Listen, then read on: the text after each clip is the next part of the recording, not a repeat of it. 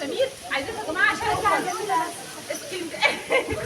اسكندريه بقى على المنوفيه بقى على القاهره بقى احنا جايين النهارده يعني بحري وابني جايين نتفرج عند الحاج حسين جايين بقى النهارده عاملين مهرجان العرايس عند الحاج حسين بقى العروسه والعريس اللي عايزين يتجوزوا في عروض وخصومات ومعانا كمان ايه ست بنت نفسها في كنبه في البيت نفسها في ركنه. عايزه اقول لكم يا جماعه ان احنا معانا المرجحه دي هديه والكنبه دي هديه ومعانا سفره هديه ومعانا ادوات كهربيه وكمان ادوات منزليه كل ده هدايا الحاج حسين بيقدمها. ما تيجي يا حاج حسين؟ تعالى يا حاج حسين تعالى.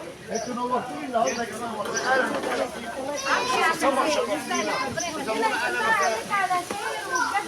نتجوز عرايس البلد.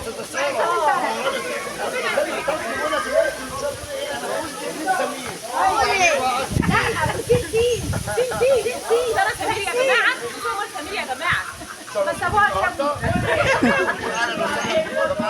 احنا طبعا عايزين نقول حاجه للاساتذه طبعا الجماعه طبعا اخواتي طبعا هم صوروا عندي كتير. عايز اقول ان الحاجه طالما نفسي احنا بننزل الاسعار. حاجه نفسي بننزل الاسعار.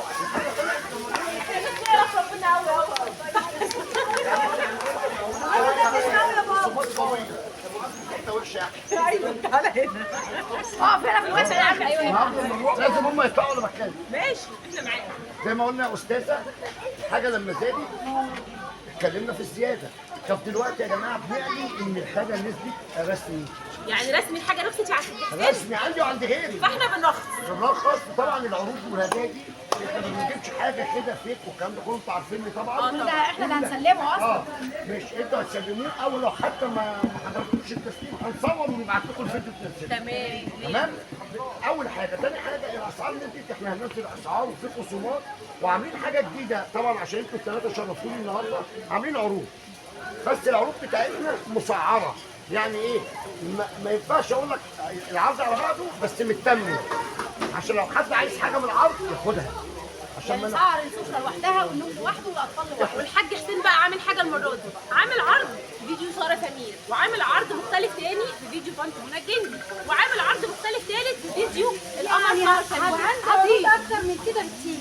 يعني انتوا النهارده دلوقتي في الفيديو ده هتلاقوا فيديو معايا فين يا ساره العرضين التانيين مش عندي. واحد عن طنط منى الجندي والتاني عن ساره سمير. طب عايز اقول حاجه ثانيه بس موجود. هنعمل مفاجاه عشان انتوا شرفتوني. تمام. طبعا يا جماعه انتوا عارفين الاستاذه سمر جايه من اسكندريه والاستاذه منى الجندي جايه من المنوفيه والاستاذه جايه من بايته هنا من امبارح. لا ده لسه جايه. انا خارجه من الساعه 8 الصبح. بتباع. نقول المفاجاه يا استاذه. قول يا عم حسين. المفاجأة العروض دي مستمرة لغاية العيد الكبير وكل يوم جمعة الجوائز دي مش هيتم عليها سحب، هيتم عليها تسليم فوري. اي حد هيشتري اوضه هياخد هديه. يعني كل يوم جمعه في جوائز. زائد انه هياخد كل يوم جمعة. زائد انه هيدخل على سحب كمان على اوضه سفره او كنبه او مرجحه صح؟ الجوائز الأدوات المنزلية كلها بص يا أستاذ الجوائز المنزلية كلها اللي هياخد أوضة أطفال مثلا هياخد جايزة من أدوات المنزل. لكن ده على سحب ده الجهاز. الجهاز كامل هيتم كل جمعة سحبه. يعني مثلا ممكن تلاقوا الجمعة الجاية مش كنبة سرير ممكن تلاقوا سفرة وركنة. حلو ده. ممكن تلاقوا أنتريه. لحد العيد الكبير. والمرجحه دي من نصيب مين يا حاج حسين؟ المرجحة دي بقى أساسي بقى عشان سين سين. إيه؟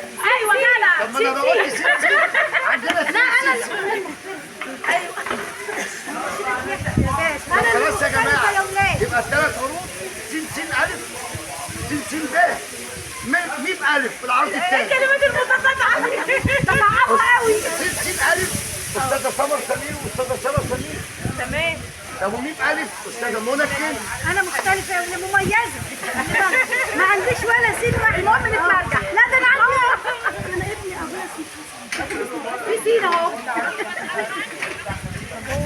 انا مبسوطه قوي يا جماعه بالتجمع الحلو ده ومبسوطه قوي بالقلمان اللي الحاج حسين عامله هنا في باب الخلف. بجد الحاج حسين عامل قلمان كل العرايس هتتجوز اسعار وحرقه اسعار والاوض كلها جميله جدا والماتيريال بتاعتها حلوه قوي.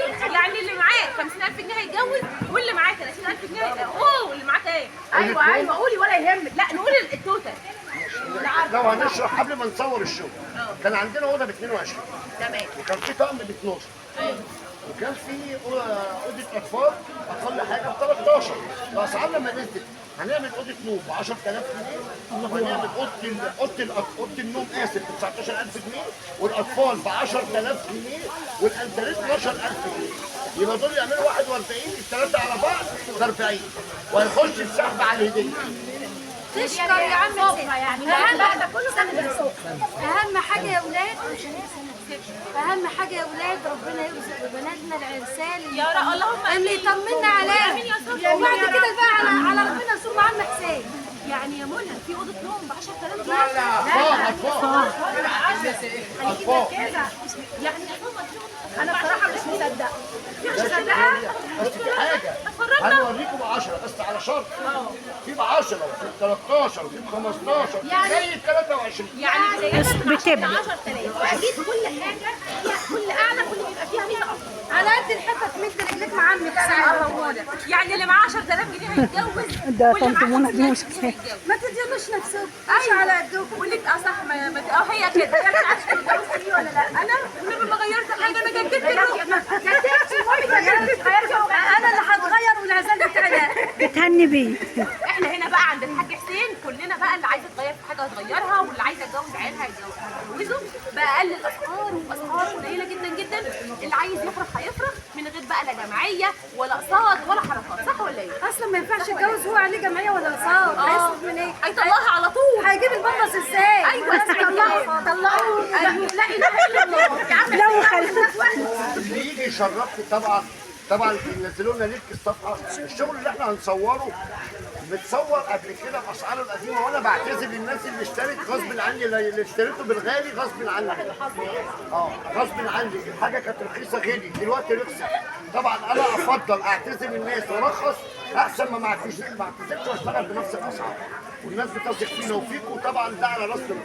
انا دلوقتي صفحه فيها عرض مختلف عن كده، يعني اللي عاوز يكمل يجي معانا على الصفحه الثانيه. والمصداقيه الثلاثه نفس المصداقيه، يعني مصداقيه ساره سمير هي نفس مصداقيه سمر سمير، هي نفس مصداقيه طنط منى الدين.